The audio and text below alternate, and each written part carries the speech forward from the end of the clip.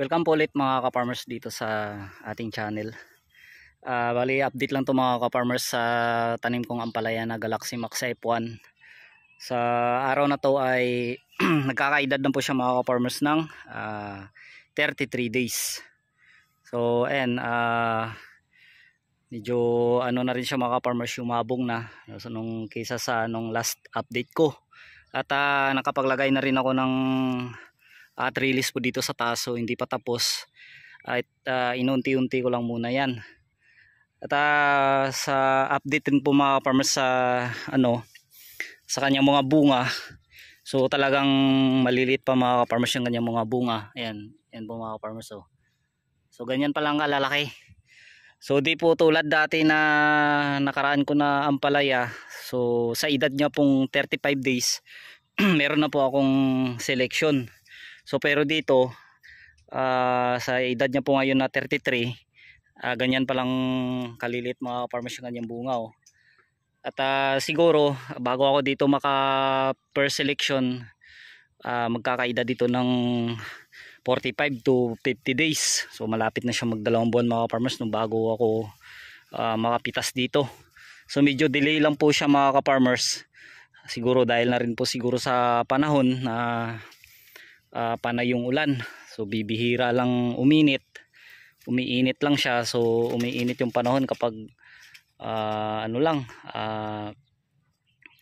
umaga, so mga ilang oras sunod umuulan na naman, so panay yung ulan.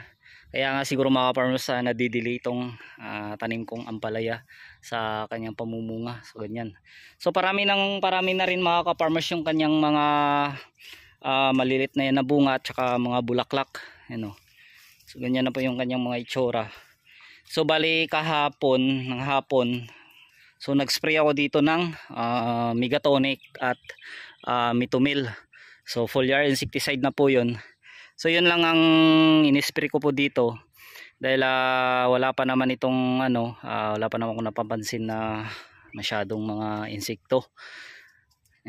At sa fungicide ay isang beses pa lang ako dito mag-spray ng fungicide. Yung ginamit ko mga farmers ay yung Score. So hindi ako nag-drench dito ng Kocide o nag-add ng Kocide sa abono. Pero dahil okay naman, so kailangan lang talaga alaga lang mga farmers, at monitor lang sa kanyang mga dahon dahil kapag may napapansin ng nag-yellow o lip spot, so nagsisimula na yan yung mga punggos. Pero sa ngayon mga farmers okay dahil hindi naman ako masyadong nag-a-add ng ng 4600 o urea o masyadong nitrogen, so kaunti lang. So karamihan dito ay triple 14 po yung pinapakain ko dito o inaabono sa tanim kong ampalaya. Yan, sa bali sa 200 na puno, 250 o sa isang lata na binhi dahil naglalaman po kasi yan na 250. So iwan ko lang kung naabutin pa ito mga kapars ng 250 seeds kapuno dahil marami po siyang mga patay. So hindi ko na tinamnan ng bago yung mga namatay. So may binhi pa naman ako sana doon na yun, Kaniko seeds. Pero hindi ko na itinanim dito dahil Swiss seeds to. Yan, tulad pa niya mga farmers, so bakante po yan. Wala po siyang tanim. Yan.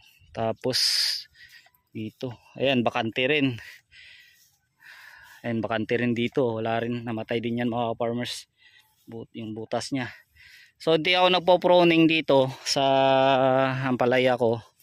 Pero pag meron naman na kapag meron na mga halimbawa sanga po na, halimbawa yung dulo po ng kanyang ng kanyang sanga o tulad po nito ay naputol ng uod na sanga niya po sa baba, yun na po yung pinuputol ko. Pero halimbawa yung nasadyain ko na putulin, hindi talaga, nahayaan ko lang na yung mabong dahil may lumalabas na mga bunga rin yan sa malilit niyang sanga. So ayan, kung mapapansin nyo mga farmers, sobrang taba po yung damo. At hindi ko lang po yan ginagrass cutter dahil sayang po, dahil pagkain po yun ng mga alaga kong baka. Ayan. So So maganda naman siya mga farmers, tingnan na yan. Maganda po yung dulo ng kanyang talbos. Ano, maganda po yung kanyang mga daon, malalapad. Ano, unti-unti na yun mga farmers. So marami na yung talagang mga bunga niya. So sana tuloy-tuloy lang at kawaan lang sana ng Diyos mga farmers, no? At para makabuhi-buhi tayo. Dahil sa ngayon mga farmers, maganda po kasi yung presyo ng ampalaya dito sa amin. So nung last update ko ay nasa 100 per kilo po yung bintahan dyan sa market. So halos nagkakasabayan po sila ng sitaw. Dahil yung sitaw ay nasa 80 to 70 per kilo. So farm gate na po yan o ano, wholesale. Ganda po yung presyo ngayon. So sa talong, so wala ko masyadong update mga farmers sa talong dahil nung nakaraan yung last ng deal ko ay 25 to 35 ang kilo. Kaya doon sa may talong ko na wala na akong update sa matanda, so 6 na plat na lang po yun mga farmers yung tira dahil binunot na namin yung iba. Pero wala na yun, hindi ko na po siya inalagaan o hindi ko na inabunuhan. Unti-unti na rin pong nagkalanta dahil medyo malalim po din yung tubig at inunti-unti ko na rin sa pag-araro at dahil tatamnan ko po muna yun ng palay. So yan lang mga farmers yung update po dito sa sa aking ampalaya. Dahil sa next susunod bali 2 araw pa ulit bali mag-abono dito dahil every 4 days po yung application ng abono dito sa aking ampalaya. So dati kasi every 3 days, pero ngayon okay naman kasi yung tindig niya at saka ang kanyang mga talbos okay naman. So kaya okay na kahit every 4 days. So dahil itong area ay tinamnan ko po to dati ng talong, kung sino yung mga naka-update po dito sa aking mga video. So dati ko po itong talungan at tinamnan ko ng ampalaya at saka sitaw at pipino yung kabuuan nito. So, tapos sa itaas naman yung talong ko. Yan lang po mga ka-farmers at ayan, maraming salamat po sa lahat-lahat ng sumusuporta po dito sa aking channel. God bless po sa lahat at saka happy farming.